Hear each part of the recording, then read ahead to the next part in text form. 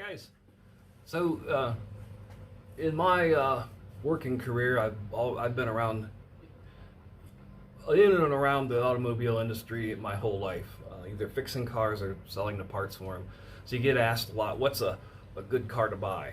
What's a good car to buy as a work car?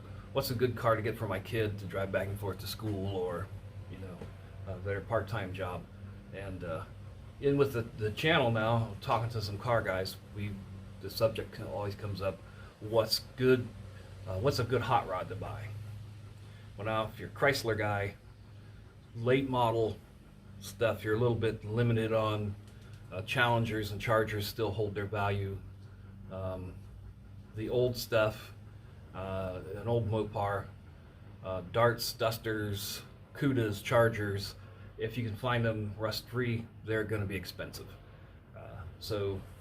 Ford, the Ford guys, you've got Fox Mustangs. If you can find one that's nice and rust-free, cheaper, or your SN95s, the F-150 trucks.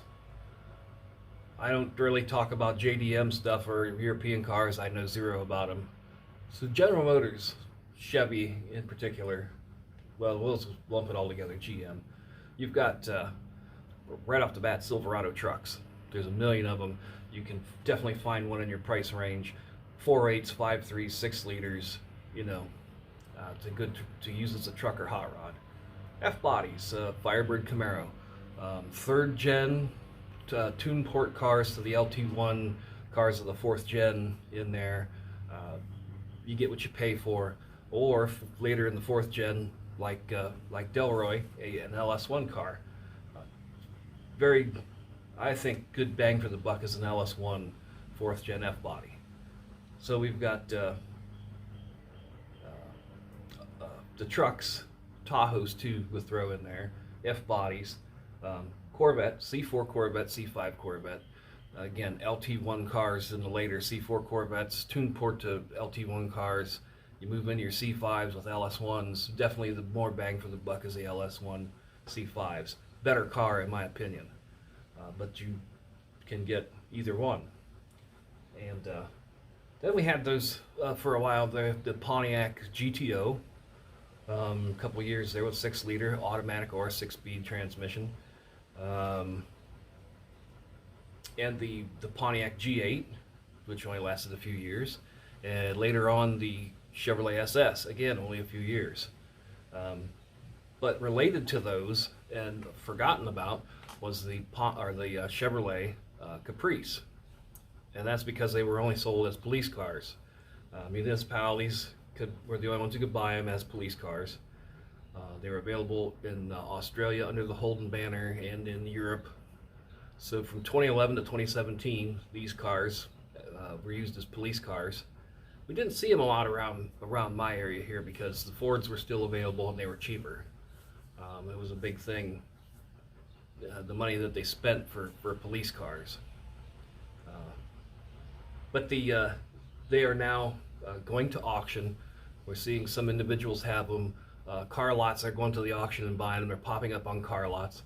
And that's what we did yesterday. We took my son, a buddy of mine, and we all went up north of here to a car lot that had a couple PPVs on the lot, and we looked at them.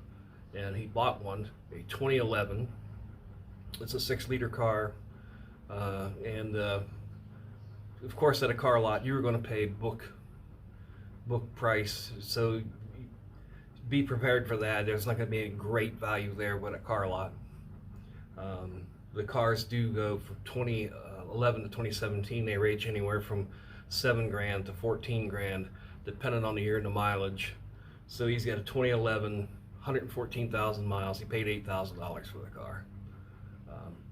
And you want to keep these things in mind because they are not as good looking as an F-body, not as sharp as a C4 or 5 Corvette, 4-door car, but it's built like a brick shit house. And it's one of those cars you could buy when we talk about buying one and cruising around and having fun on the weekend and then driving it to work. If you went to the store and someone bumped up against it, you wouldn't lose your mind because a squad car has had, you know, people flung up against it. Guys put their folders down and write on the back and use it as a desk. The officers, it's a tool. So it's got its bumps and scrapes already. Someone breaks up against the Delroy out there and puts a dent in it, I'm about to lose my shit, you know? So the car's as used for fun and daily transportation and work and that, it's perfect. The 6-liter has a active fuel management, which when you're out on the road and the car drops out into overdrive, it will drop back and run on 4 cylinders. So it has that, the camshaft is a different grind, and it runs that fuel management, which can be turned off. They have the deals where you can plug in the ALDL connector. They're $200. You can go through a tuner like HP Tuners and turn it off. You can get rid of it and change the camshaft, but you're still going to go through an HP Tuners to tune the car afterwards. The camshaft, lifters, and springs, and one of those would wake it up. It'd be a monster. So you got big brakes, you got transmission coolers, you got 8 quarts of motor oil in the thing. They run great. It's a brick shit house.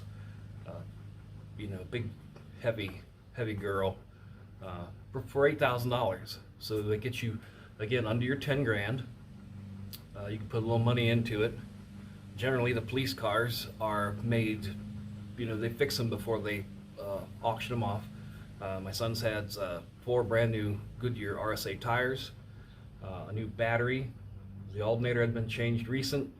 The oil was clean. Everything worked, all the lights, the air conditioning, wipers, heated mirrors, all the stuff worked. So it was basically the muffler, the very back muffler on the driver's side was coming off. We took that off before we drove it home because the lot didn't want any part of fixing it. And your cosmetics. So for 8 grand, that's something to look at, is the Chevrolet PPV.